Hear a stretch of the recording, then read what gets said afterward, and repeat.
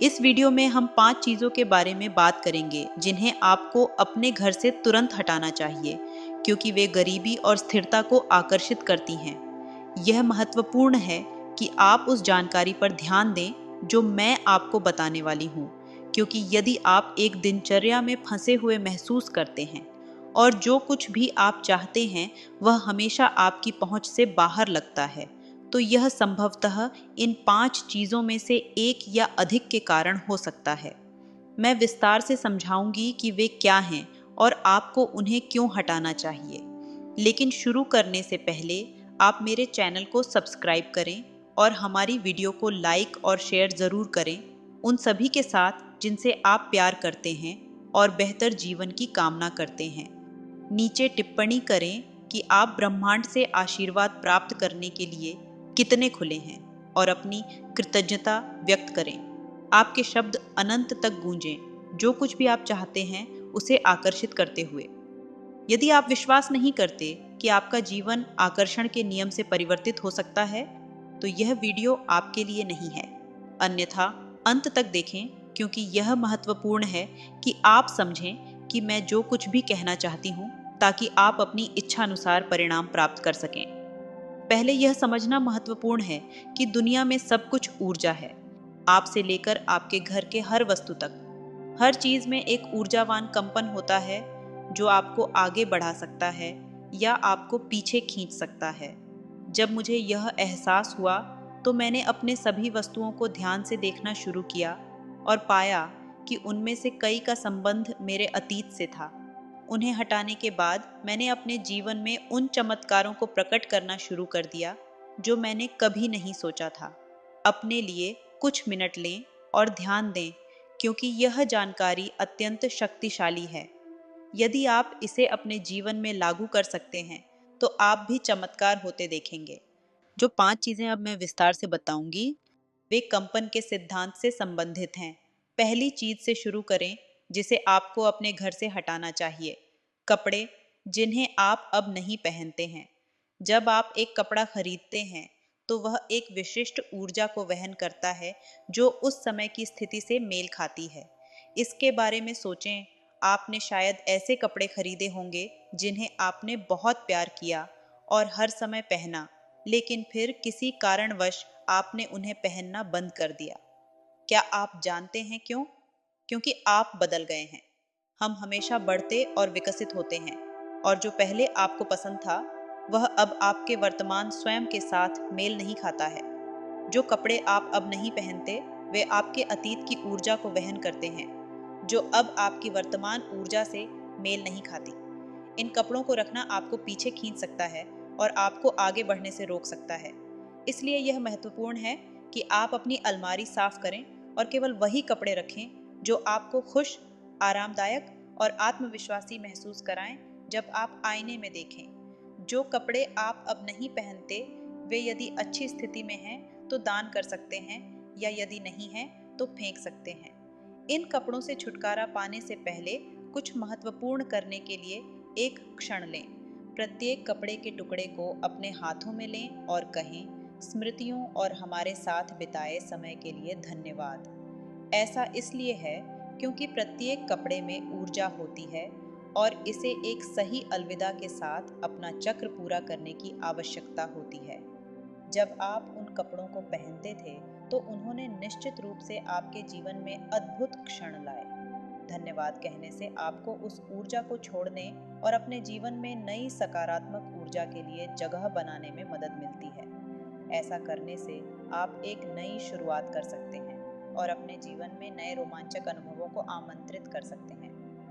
दूसरी चीज जो आपकी ऊर्जा को अवरुद्ध करती है वह है टूटी हुई वस्तुएं। इसमें किसी भी रसोई के बर्तन से लेकर सजावटी वस्तुएं जैसे एक फूलदान, एक आईना, एक पेंटिंग या आपके घर की कोई भी अन्य वस्तु शामिल है। याद रखें, आपका घर आपका मंदिर है और इसका अच्छी तरह से देखभाल करना आवश्यक है।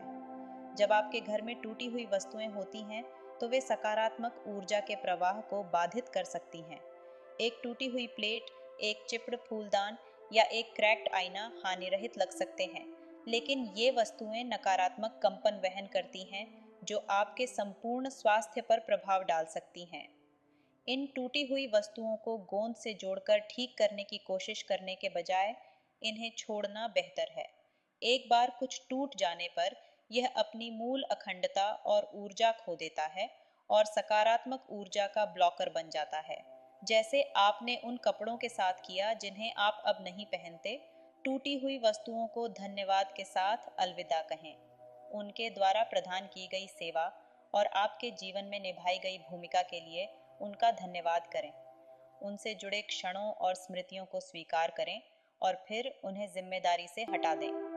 धन्यवाद का यह कार्य वस्तु द्वारा वहन की गई किसी भी अवशिष्ट ऊर्जा को छोड़ने और आपके घर में नई सकारात्मक ऊर्जा के लिए जगह बनाने में मदद करता है। जब आप अपने रहने की जगह से टूटी हुई वस्तुओं को हटा देंगे तो आप एक महत्वपूर्ण अंतर देखेंगे। आपका घर हल्का, अधिक सामंजस्यपूर्ण और स्वागत योग्य महसूस करेगा। ऊर्जा स्वतंत्र रूप से प्रवाहित होगी और आपको शांति और स्पष्टता की नई भावना का अनुभव होगा। यह महत्वपूर्ण है कि आप अपने घर की नियमित रूप से जांच करें और किसी भी टूटी हुई वस्तुओं का तुरंत समाधान करें। एक अव्यवस्था मुक्त और अच्छी तरह से बनाए रखा घर बनाए रखने से आप अपने स्वास्थ्य और व्यक्तिगत विकास का समर्थन करने वाला वातावरण बनाते हैं। आपका घर आपके मानसिक स्थिति को दर्शाता है, इसलिए इसे टूटी हुई वस्तुओं से मुक्त रखना सकारात्मक ऊर्जा को बढ़ाने की दिशा में एक सरल लेकिन शक्तिशाली कदम है। इस प्रैक्टिस को अपनाएं और अपने रहने की जगह और अपने समग्र सुख और संतुलन की भावना में इसके परिवर्तन का अनुभव करें। तीसरी चीज जिस पर आपको ध्यान देना चाहिए वह है आपके गंदे या घिसे हुए जूते। यह सबक मेरे महानतम आध्यात्मिक शिक्षकों में से एक से आता है, जिन्होंने मुझे सिखाया कि आपके जीवन की यात्रा आपके द्वारा पहने जाने वाले जूतों में परिलक्षित होती है। आपके जूते सिर्फ कार्यात्मक नहीं होते, वे ऊर्जा वहन करते हैं और आपके जीवन के मार्ग को प्रभावित कर सकते हैं। इसलिए यह आवश्यक है कि आप उन्हें साफ और अच्छी स्थिति में रखें। जब आप घर आएं तो अपने जूतों को साफ करने की आदत बनाएं। यह सरल कार्य उस किसी भी नकारात्मक या बाहरी ऊर्जा को रोकता है जिसे वे आपके घर में प्रवेश कर सकते हैं, जिसे मैं आपके मंदिर के रूप में देखना पसंद करती हूँ। इसके बारे में सोचें, अगर आपके जूते घिसे हुए और गंदे हैं तो क्या आप चाहते हैं कि वह ऊर्जा आपके जीवन में एक टूटा हुआ मार्ग बनाए? शायद नहीं। अपने जूतों को अच्छी स्थिति में रखना यह सुनिश्चित करने के समान है कि आपकी यात्रा सुगम और सकारात्मक हो। अगर आपके जूते मरम्मत से परे हैं और बहुत अधिक घिसे हुए हैं तो उन्हें नए जूतों से बदलना सबसे अच्छा है। नए जूते न केवल आपके शारीरिक आराम का समर्थन करते हैं, बल्कि एक नई शुरुआत और स्पष्ट मार्ग को भी प्रतीकात्मक बनाते हैं।